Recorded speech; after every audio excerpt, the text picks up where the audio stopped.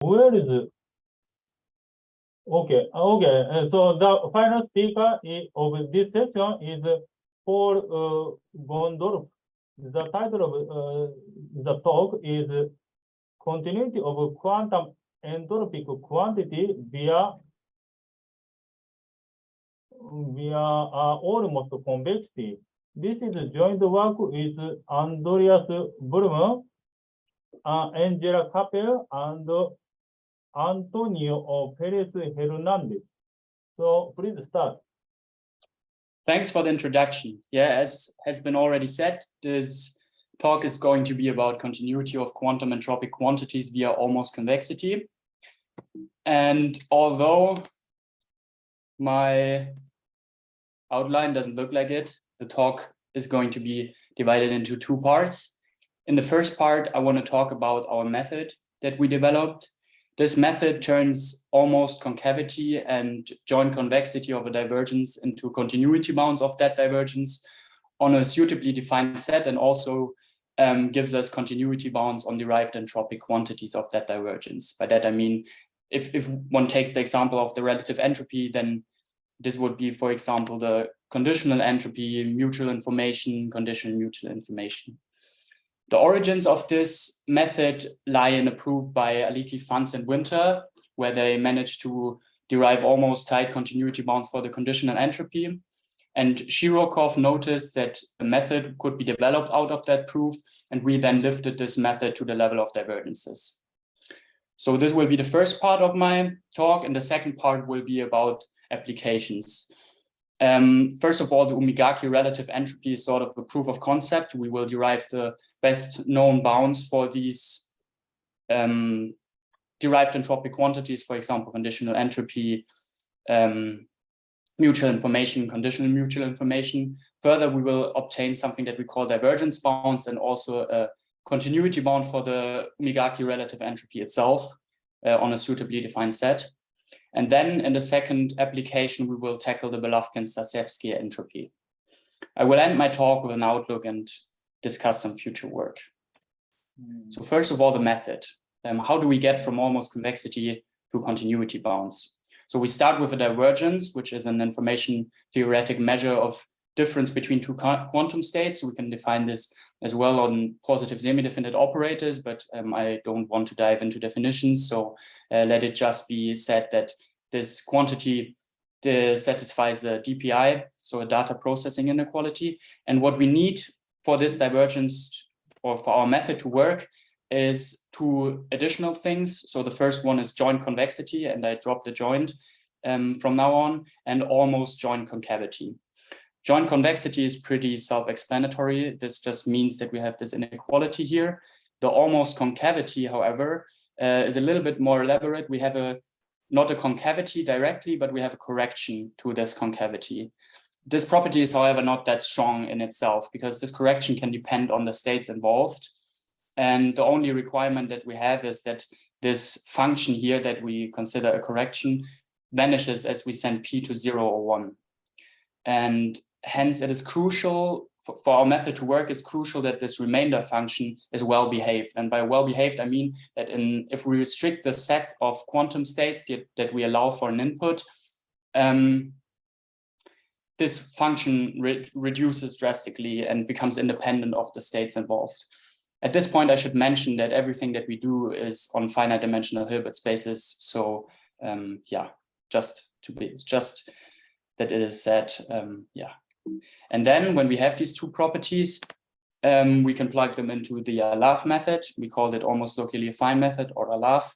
And this method will then spit out continuity bounds for the abstractions of, for example, the conditional divergence, mutual information, conditional mutual information, which can be understood as just generalizations of the concept of conditional entropy, mutual information, and conditional mutual information for general divergence.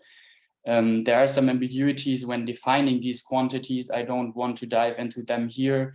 Let it just be said that these choices are at some point a little arbitrary, at other points they are not. And if you're interested, you can dive into our paper. We explain a little more why we go why we are defining these as such. And I will later say some words, but not too many.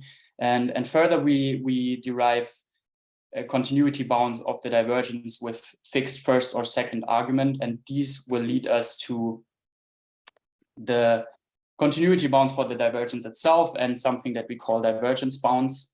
In the literature, those things have been called continuity bounds, but to omit confusion with this result, we now call it divergence bounds.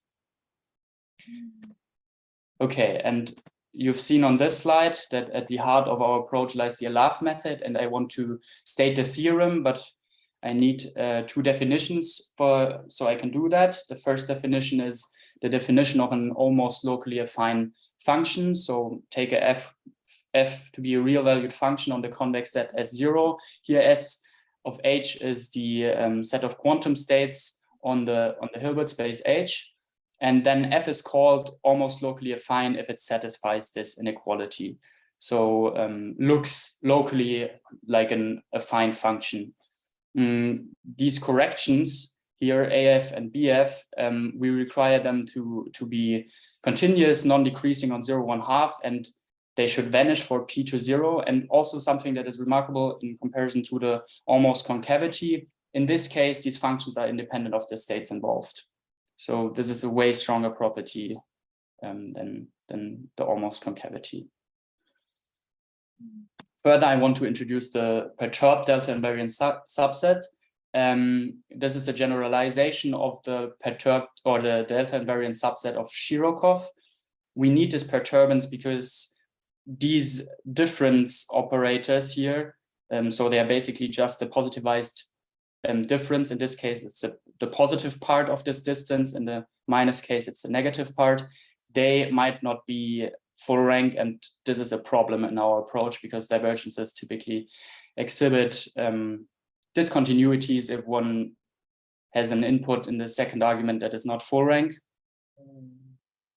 So let me just dive into the definition here. So we first of all fix the perturbation parameter, then we again take a subset of our quantum states, and then we call it S perturbed delta invariant if for two states in S0 that don't agree, there exists the third state, and it's relevant that for both the plus and minus version, this tau state is the same. So there exists a tau state such that these states, this delta plus minus states created as such, again lie in S0. Okay, and now we're ready to go to state the Alaf theorem. Again, we take a subset of our quantum states that is an S perturbed delta invariant convex subset of these quantum states and contains more than one element. And f an Alaf function, then f is uniformly continuous if this difference, the supremum over this difference is finite. And in that case, for epsilon in 0, 1, we find an upper bound on this difference here, which is a continuity bound that gives us uniform continuity. That might not be obvious from this representation, but EF is created from our original AF and BF functions that are the defining functions, or that are the functions that make f an Alaf function. So they vanish as we send p to 0, and further are non-decreasing, which means this EF max function that we defined here coincides with EF on the interval 0, 1/2. And the reason why we create this function is that we want a function that is actually non-decreasing on the whole interval 0, 1. So we needed to make this definition. And however, because of this non-decreasing property on 0, 1/2, both agree on this interval. And because with p going to 0, EF vanishes, the same thing goes for EF max. So this is actually a continuity bound, although it might not be obvious directly from this presentation. Okay, and now we have the method, so we can come to the applications. And first of all, I want to start with the Umigaki relative entropy. The definition can be seen here again. As I said, we now need two things. The first thing is the joint convexity. This already has been proven several decades ago by Lieb, for example. And the second thing is the new thing, which is almost concavity with a well-behaved remainder function. And this is the result that we obtain. So we take two pairs of quantum states that satisfy this nice kernel inclusion. Otherwise, we would get infinity for our relative entropy. And then we get this inequality where we have here on the right-hand side the almost concave remainder function.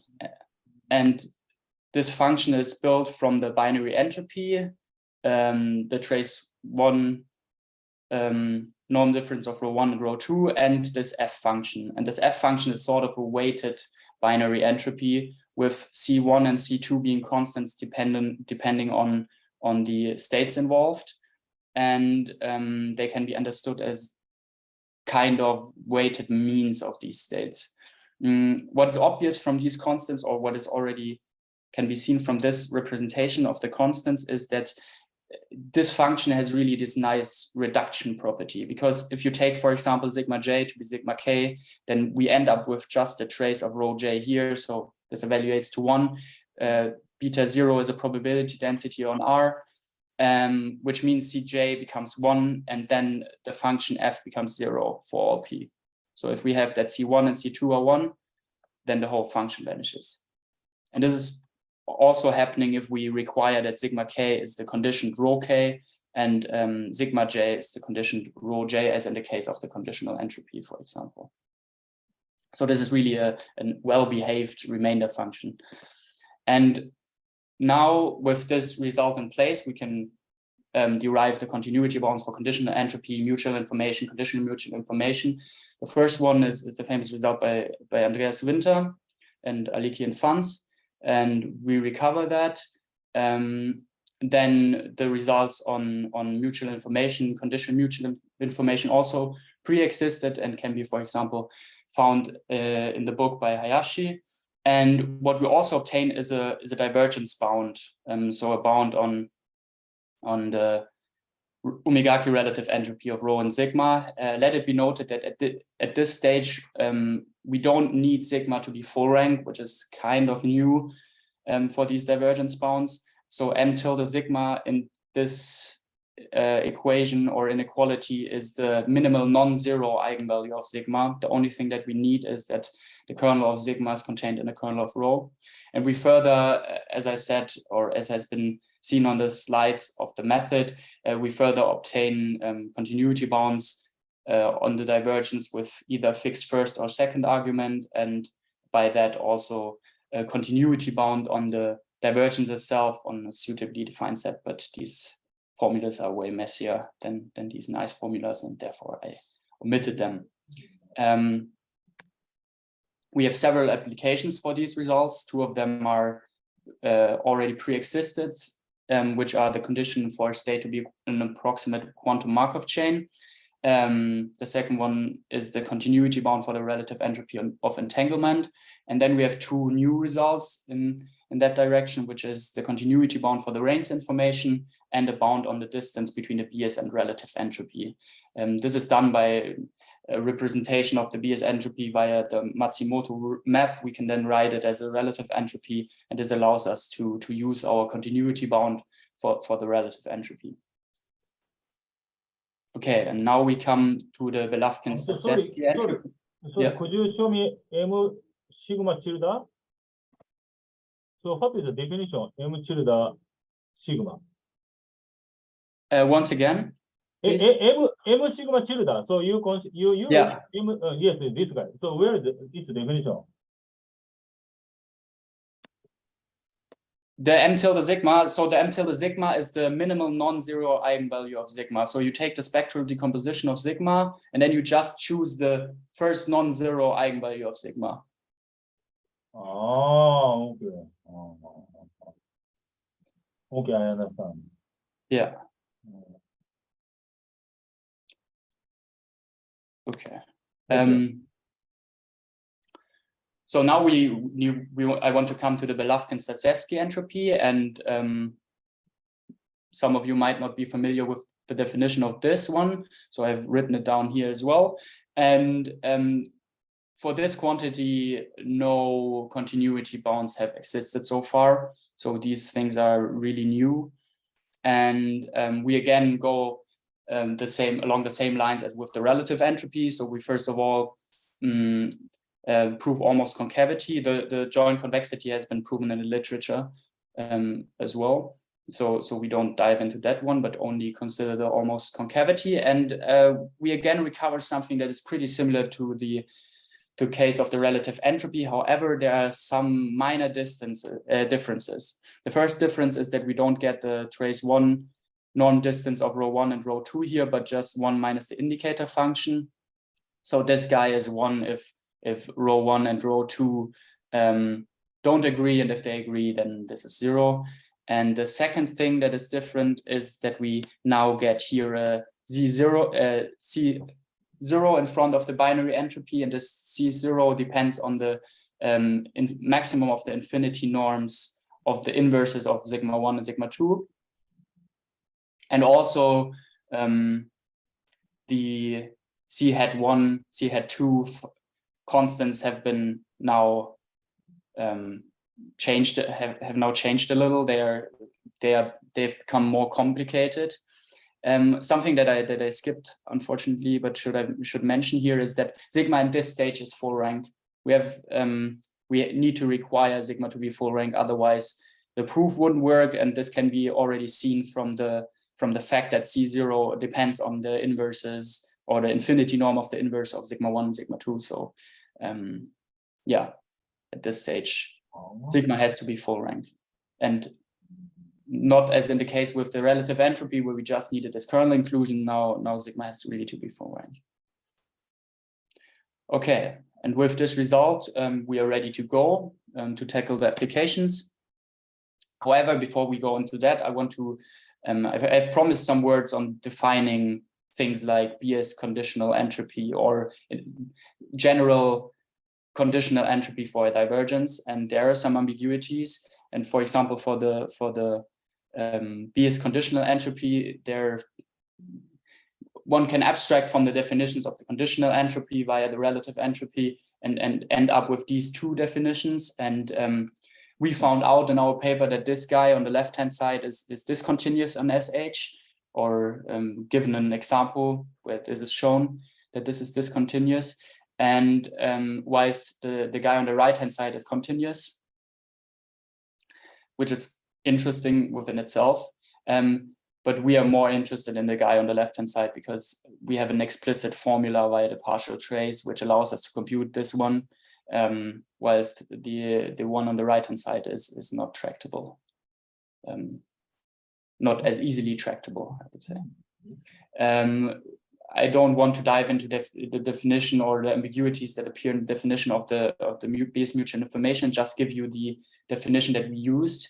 Let it be noted that this definition is unbounded, which is also kind of surprising, I would say, because in the case of the mutual information, if we use the Omegaki relative entropy, this one is bounded as well. So the BS conditional entropies, either the variational formula or the formula via the partial trace, they are both bounded, but this BS mutual information is not, and it diverges with the logarithm of the minimum of the infinity norms of the inverses of rho A and rho B. At that stage, these are not real inverses, but the more Penrose pseudo inverses. So we fill every minimal eigenvalue that might be zero, or that is zero, is just ignored, and is when taking the inverse is just set to zero again.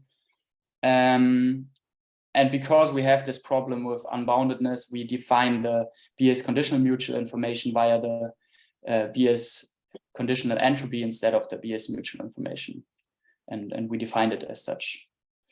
Okay, now we are ready to go because we know what these quantities are, so we can derive continuity bounds for them. And the continuity bounds, unfortunately, look a little uglier, as in the case of the relative entropy.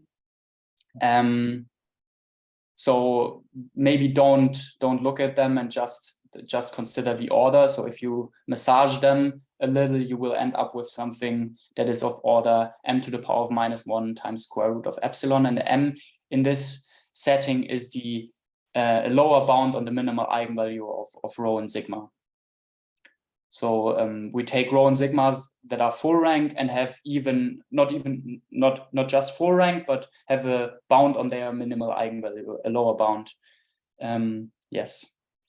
One comment maybe, for the divergence bound, we don't require rho to be full rank. We only require sigma to be full rank. And again, m sigma is not, in this case, is the minimal eigenvalue, and not, as in the case of the relative entropy, the minimal non-zero eigenvalue. In this case, it's really the minimal eigenvalue of sigma. Okay, and we then use these results to derive applications, and similar to the relative entropy, we get continuity bounds for the variational. We get the continuity bounds for the BS entropy of entanglement, the BS range information, and further our almost concave result for the BS entropy allows us also to prove continuity bounds for the variational definition of the BS conditional entropy.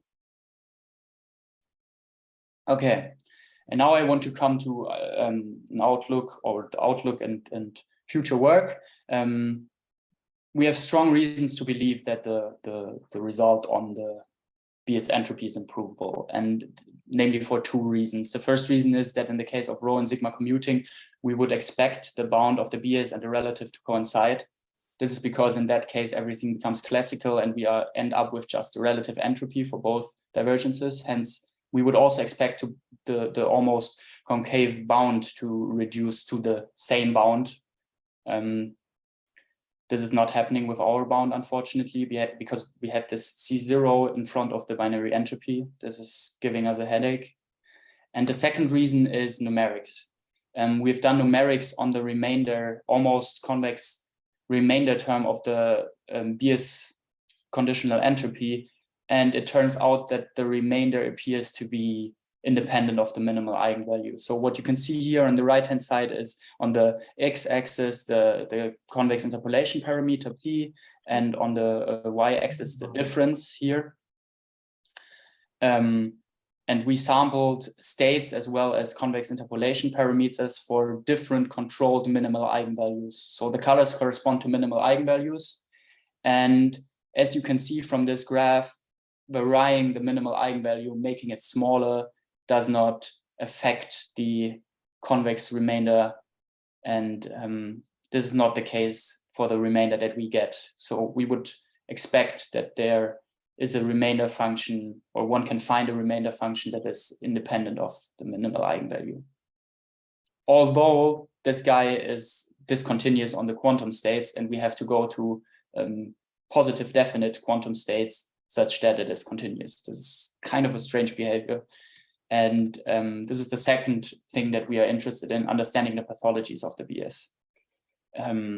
There are several things that don't appear in the case of the relative entropy, that appear in the case of the BS, and we would really like to better understand these pathologies. And at last, apply our method to different divergences. For example, sandwiched Reni or Petz Reni divergence or geometric Reni divergence, and we are already working on that. So my last slide is a summary. I just want to give you a summary of what I talked about. We developed a method called ALAF to derive continuity bounds of entropic quantities. We recover the best known bounds for the relative entropy in addition to new divergence and continuity bounds. And we obtain the first bounds on the BS conditional entropy, BS mutual information, BS conditional mutual information, and divergence and continuity bounds for the BS entropy. Thank you for your attention. I'm happy to answer questions. Oh, thank you. Thank you. Nice talk. So there is one question in chat. Okay, yeah. Does the method also apply to continuity argument based on other distance, say angular distance between states? The method is very much tailored towards divergences, but if there might be a possibility of adapting it for different distance measures. The crucial part is really these two properties here that we have. So the joint convexity as well as the almost joint concavity. If one can prove those for a general distance measure between states, then the method should be adaptable. So these two properties, but it might take more work.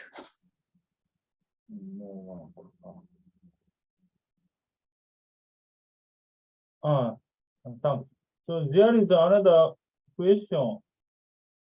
So another question is, will your perturbation by F in convexity include B-invex function, star convex function? Once again, can you repeat the question, please? Yes. So this is the first question. So I overlooked the first one. Will your perturbation by F in convexity include B-invex function, star convex function? I cannot understand that meaning. So maybe that's why. So how to pronounce it? Sin. So as it sin.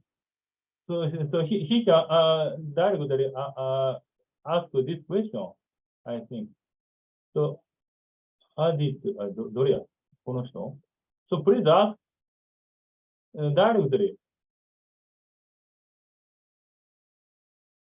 I'm sorry, I didn't get the question. Maybe. So I cannot get. So please. Okay. Huh? No. Paul, the question is in the chat, and Okay. it says, "Will your perturbation by F in convexity B-invex functions include B-invex functions and star convex functions?"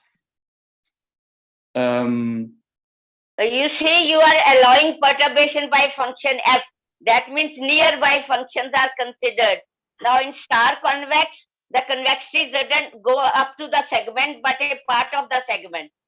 So that means it is a star-shaped thing, convexity is there. So similarly for B-invex, such things are there. And operational research people consider that, Kaul and Surjit Suneja, for instance. To be honest, I have no idea. Maybe I misunderstood the question. So your question is if there are restrictions on the F function, am I correct? Or what the restrictions are on the F function for this inequality? You allowed a perturbation by F in the convexity condition. Didn't you have a function F? Yeah. When you wrote the, so that permits you not to take convexity on the whole line segment, but a part of it. And that comes under star convexity to some extent.